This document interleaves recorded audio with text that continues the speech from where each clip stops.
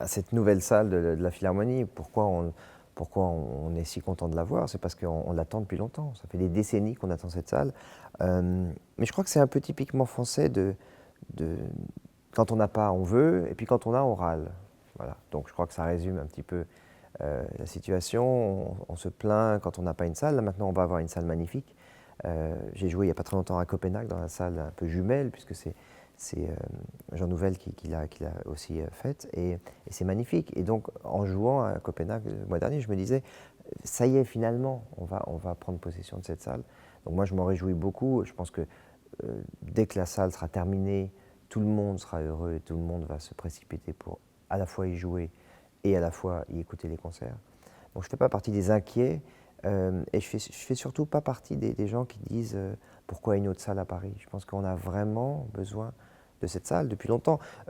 Londres n'a pas encore vraiment une salle de concert, ça manque. Il y a des jolies salles, mais il n'y a pas une vraie salle. Et quand on est à Vienne, quand on est à Berlin, quand on est je sais pas, quand on est à Chicago, quand on est à Boston, quand on est, mais même je dis même parce qu'au Japon, ils ont un nombre de salles incroyable, mais c'est un contre-exemple parce que c'est tellement incroyable. Les salles en Espagne sont merveilleuses. Donc, voilà, je pense que la question de l'existence de cette salle n'est pas une question, c'est une évidence. Et en tout cas, en ce qui me concerne, je me réjouis d'y jouer. Et quand on arrive dans une salle, en tant que violoniste, on est sensible, bien sûr, à l'acoustique, mais l'acoustique de façon... Enfin, je vais parler en ce qui me concerne, parce que les violonistes sont tous différents.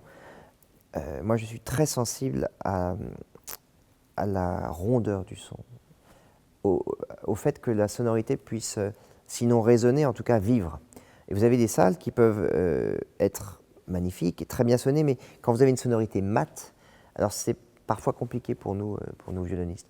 En tout cas, dans ce que je recherche dans la sonorité. Moi, je suis quelqu'un qui suis un peu un maniaque, dans le bon sens du terme, j'espère, de la sonorité, et j'essaye toujours de retrouver une sonorité la plus chaude et la plus ronde possible, que j'adapte bien sûr au répertoire. Et donc, j'attends beaucoup de cette philharmonie. Je pense qu'on est tous à attendre beaucoup. Il y aura un volume important, mais je pense que le fait qu'elle soit arrondie, enfin que le public soit entoure la scène, j'ai bon espoir et je suis assez persuadé que l'acoustique sera magnifique. D'avoir des programmes pédagogiques autour de la famille, d'avoir des choses, c'est essentiel. Ça fait partie du... les interprètes, on est souvent, les musiciens en général, quand on est souvent en train de dire oui, il faut, le public vieillit, il faut faire des choses. Mais finalement, on ne fait pas grand-chose. Enfin, je parle pour moi, j'en suis le premier triste d'une certaine façon, mais d'un autre côté, je pense que plus on ouvre aux jeunes, aux enfants, plus on leur explique.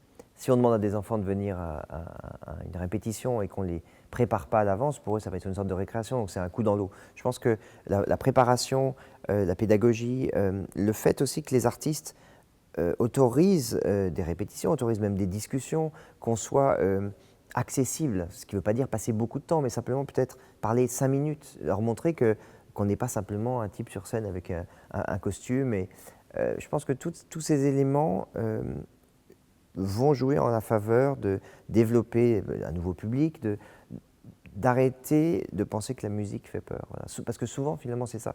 Il y a une sorte de... Il y a ceux qui vont au concert, et ceux qui n'y vont pas, c'est très souvent parce qu'ils n'osent pas, et ce n'est pas forcément une question pécuniaire ou de prix de place. Parce que ces mêmes personnes peuvent dépenser des sommes beaucoup plus importantes pour aller écouter un concert au Stade de France, ou pour aller écouter des choses qui sont beaucoup plus chères qu'un concert classique. Donc je crois que c'est vraiment à des organismes comme la Philharmonie et des artistes comme nous à faire une sorte de lien entre, bien sûr dans la mesure du possible, mais je pense que c'est une vraie nécessité.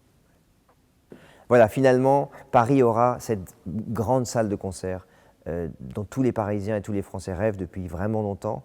Réjouissons-nous parce que c'est quelque chose de merveilleux, et je vous invite à tous venir découvrir cette nouvelle salle.